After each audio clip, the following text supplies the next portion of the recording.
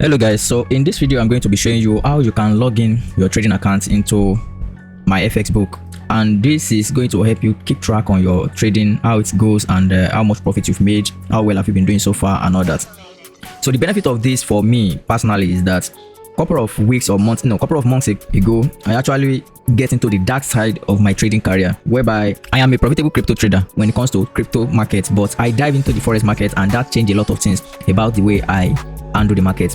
And this also get more worsened when I move into the indices. I have not really sought the forex market, but I go into the indices market, and I also get beaten seriously by the market over there too. So now, as time goes on, after a lot of research, then I found looking at someone that is profitable, how their equity curve goes can actually be a good way and a good thing to actually help you out. So I keep track on some profitable trader in the trading industry, and this person personally is one of the people that I make use of. So you can see on this account, she deposited $1,000, and she turned that into over $400,000 and withdraw $50,000 out of the trading account. Also look at the equity curve, how it goes. I actually did more work on tracking the whole trading of this person. Every trade that the person made so far, I track everything, and how many pips does she started trading with, how does risk management look like, and everything, things like that. And what hour of the day does this person normally stay online to trade, and how long does the trade also last, you can see over here, before the person closes the trade. So all this information actually helped me very well in knowing how I should be handling my trade also. And that also aside, there's another one that I also get my hand on also recently, and that also helped me the same way the other one helped me. And you can see this person actually did very well since June 2023, and up to December this person is still doing very fine. And all the history of this person's account is also here, which we can keep track on, and as everything is going. So, and we have 36 something. So I keep track on the other accounts. I keep track on how many sales, how many times did this person place a trade to sell, and how many times does this person place a trade to buy, and where is the market direction from the moment this account have been active, where is the direction of the market going to on a bigger time frame. So to also know, so this actually helped me very well to know what to also be working on, and how I should also be handling my account. And to tell you one thing, this person making 181 trade on this account, and on the out of the 181 trade, the person deposited and withdraw only one time, and deposited one time and withdraw one time. That makes the whole trade 179 trade. Out of the 179 trade, the person traded short the market more than he bought the market. Like he do more selling than buying, but the person make more profit on the buying side. And the reason is because the market is actually going on a higher movement, like it's going upward. So that is the reason why the person make more profit. So whenever it gets into the buying zone, this person always adding more money into the trade than when it's selling.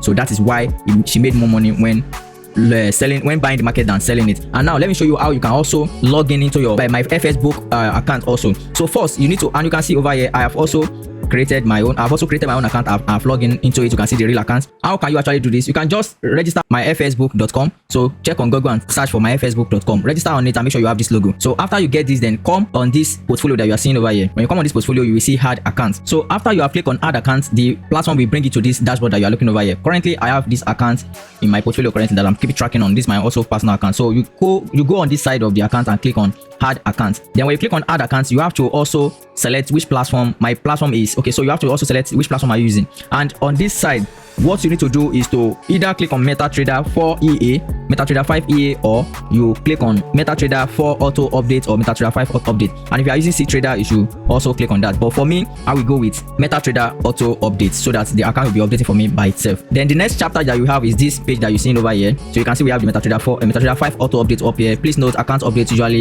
usually every 60 minutes and depends on server load. Okay, so now your account name, the name you want to have above your account, like this Prince Ola that you're seeing over here.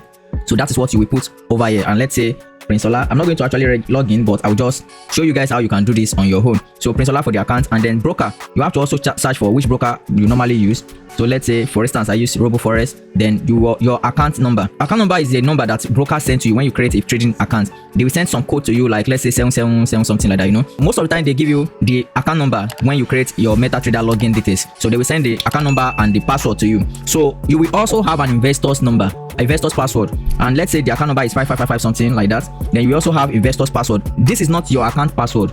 It is always written there, investor's password. Make sure you copy the investor's password. If you don't know what your investor's password is, ask the customer support of your trading brokers account platform that you need investor's password. So they will give you the password, and you will put it into this space, investor's password space that you're seeing over here. Then after you input that, then you create the account. When you create the account, it will take a couple of minutes before it will load. So after that couple of minutes, then you can then be able to keep track on your trading account also like this. This is not like you jotting down your trade. This is just like you having exclusive details of how your trading career is going. And that's the best way I can put it. It is just like a way of you knowing how your trading life and career is going. So it will help you get to know that kind of information. And also don't forget to change this server. I believe the server should be RoboForex Pro or RoboForex ECN. And if you're using RoboForex MetaTrader 5, if that is what you have there, then you can change it, because I actually have issue with this. When I log into my account, I will put RoboForex MetaTrader 5 into the I fill it into this box instead of me putting the RoboForex ECN into the column, and that really cost me some minutes of researching, and then I later find out that that's where the problem come from. So make sure you take note of this, and after you log into your account, so you'll be able to have more details about how your trading account is. Now let me tell you one thing about this thing.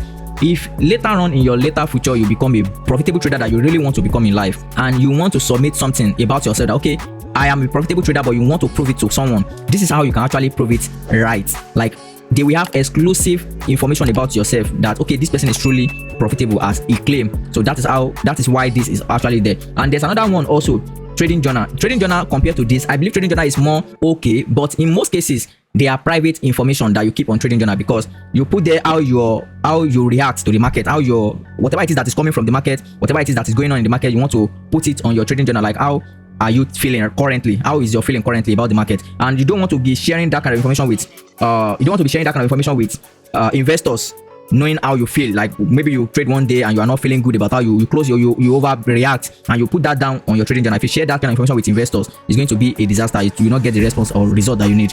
So, but with this, you can just copy it. It's a public information that you can share. Anybody you share it with, they'll be able to gain access to it, and then from there you get what you need. So that is why I'm sharing this with you guys, and thank you for watching this video. Don't forget to like and subscribe to this channel. Like this video and subscribe to this channel, and also turn on the notification bell. Thank you guys, and see you again next time.